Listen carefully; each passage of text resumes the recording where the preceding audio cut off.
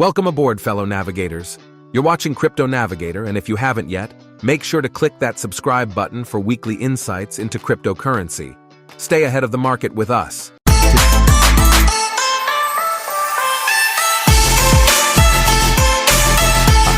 Today's topic is very interesting, so let's get started. Inflation measures how much more expensive a set of goods and services has become over a certain period, usually a year. It may be one of the most familiar words in economics. Inflation has plunged countries into long periods of instability. Central bankers often aspire to be known as inflation hawks. Politicians have won elections with promises to combat inflation, only to lose power after failing to do so. Inflation was even declared public enemy number one in the United States by President Gerald Ford in 1974. What then is inflation, and why is it so important? Inflation is the rate of increase in prices over a given period of time. Inflation is typically a broad measure, such as the overall increase in prices or the increase in the cost of living in a country. But it can also be more narrowly calculated, for certain goods, such as food, or for services such as a haircut, for example. Whatever the context, inflation represents how much more expensive the relevant set of goods and/or services has become over a certain period, most commonly a year. Measuring inflation. Consumers' cost of living depends on the prices of many goods and services and the share of each in the household budget. To measure the average consumer's cost of living, government agencies conduct household surveys to identify a basket of commonly purchased items and track over time the cost of purchasing this basket. Housing expenses, including rent and mortgages, constitute the largest component of the consumer basket in the United States. The cost of this basket at a given time expressed relative to a base year is the Consumer Price Index, CPI, and the percentage change in the CPI over a certain period is consumer price inflation, the most widely used measure of inflation. For example, if the base year CPI is 100 and the current CPI is 110, inflation is 10% over the period. Core consumer inflation focuses on the underlying and persistent trends in inflation by excluding prices set by the government and the more volatile prices of products, such as food and energy, most affected by seasonal factors or temporary supply conditions. Core inflation is also watched closely by policymakers. Calculation of an overall inflation rate, for a country, say, and not just for consumers, requires an index with broader coverage, such as the GDP deflator. The CPI basket is mostly kept constant over time for consistency, but is tweaked occasionally to reflect changing consumption patterns. For example, to include new high-tech goods, and to replace items no longer widely purchased. Because it shows how, on average, prices change over time for everything produced in an economy. The contents of the GDP deflator vary each year and are more current than the mostly fixed CPI basket. On the other hand, the deflator includes non-consumer items such as military spending, and is therefore not a good measure of the cost of living, the good and the bad. To the extent that households' nominal income, which they receive in current money, does not increase as much as prices, they are worse off because they can afford to purchase less. In other words, their purchasing power or real, inflation-adjusted income falls. Real income is a proxy for the standard of living. When real incomes are rising, so is the standard of living and vice versa. In reality, prices change at different paces. Some, such as the prices of traded commodities, change every day. Others, such as wages established by contracts, take longer to adjust, or are sticky in economic parlance. In an inflationary environment, unevenly rising prices inevitably reduce the purchasing power of some consumers, and this erosion of real income is the single biggest cost of inflation. Inflation can also distort purchasing power over time for recipients and payers of fixed interest rates. Take pensioners who receive a fixed 5% yearly increase to their pension. If inflation is higher than 5%, a pensioner's purchasing power falls. On the other hand, a borrower who pays a fixed-rate mortgage of 5% would benefit from 5% inflation, because the real interest rate, the nominal rate minus the inflation rate, would be zero. Servicing this debt would be even easier if inflation were higher, as long as the borrower's income keeps up with inflation. The lender's real income, of course, suffers. To the extent that inflation is not factored into nominal interest rates, some gain and some lose purchasing power. Indeed, many countries have grappled with high inflation, and in some cases hyperinflation, 1,000% or more a year. In 2008, Zimbabwe experienced one of the worst cases of hyperinflation ever. with estimated annual inflation at 500 billion%.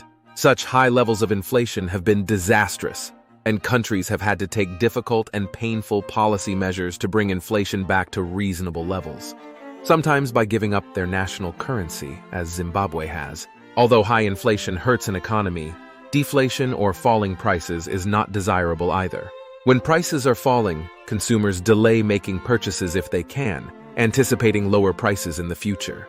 For the economy, this means less economic activity, less income generated by producers, and lower economic growth. Japan is one country with a long period of nearly no economic growth, largely because of deflation. Preventing deflation during the global financial crisis that began in 2007 was one of the reasons the U.S. Federal Reserve and other central banks around the world kept interest rates low for a prolonged period and have instituted other monetary policies to ensure financial systems have plenty of liquidity. Most economists now believe that low, stable, and most important, predictable inflation is good for an economy. If inflation is low and predictable, it is easier to capture it in price adjustment contracts and interest rates, reducing its distortionary impact. Moreover, knowing that prices will be slightly higher in the future gives consumers an incentive to make purchases sooner, which boosts economic activity. Many central bankers have made their primary policy objective maintaining low and stable inflation, a policy called inflation targeting. What creates inflation? Long-lasting episodes of high inflation are often the result of lax monetary policy. If the money supply grows too big relative to the size of an economy, the unit value of the currency diminishes. In other words, its purchasing power falls and prices rise. This relationship between the money supply and the size of the economy is called the quantity theory of money and is one of the oldest hypotheses in economics. Pressures on the supply or demand side of the economy can also be inflationary. Supply shocks that disrupt production, such as natural disasters, or raise production costs, such as high oil prices, can reduce overall supply and lead to cost-push inflation, in which the impetus for price increases comes from a disruption to supply. The food and fuel inflation of 2008 was such a case for the global economy. Sharply rising food and fuel prices were transmitted from country to country by trade. Conversely, demand shocks, such as a stock market rally or expansionary policies, such as when a central bank lowers interest rates or a government raises spending, can temporarily boost overall demand and economic growth. If, however, this increase in demand exceeds an economy's production capacity, the resulting strain on resources is reflected in demand-pull inflation. Policymakers must find the right balance between boosting demand and growth when needed without overstimulating the economy and causing inflation. Expectations also play a key role in determining inflation. If people or firms anticipate higher prices, they build these expectations into wage negotiations and contractual price adjustments, such as automatic rent increases. This behavior partly determines the next period's inflation. Once the contracts are exercised and wages or prices rise as agreed, expectations become self-fulfilling. And to the extent that people base their expectations on the recent past, inflation would follow similar patterns over time, resulting in inflation inertia. How policymakers deal with inflation. The right set of disinflationary policies, those aimed at reducing inflation, depends on the causes of inflation. If the economy is overheated, central banks, if they are committed to ensuring price stability, can implement contractionary policies that rein in aggregate demand, usually by raising interest rates. Some central bankers have chosen, with varying degrees of success, to impose monetary discipline by fixing the exchange rate, tying the value of its currency to that of another currency, and thereby its monetary policy to that of another country. However, when inflation is driven by global rather than domestic developments, such policies may not help. In 2008, when inflation rose across the globe on the back of high food and fuel prices, many countries allowed the high global prices to pass through to the domestic economy.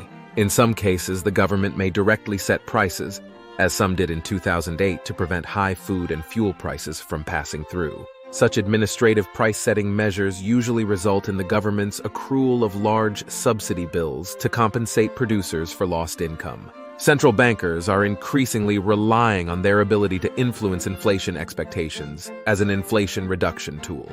Policymakers announce their intention to keep economic activity low temporarily to bring down inflation, hoping to influence expectations and contracts' built-in inflation component. The more credibility central banks have, the greater the influence of their pronouncements on inflation expectations. This is your captain signing off.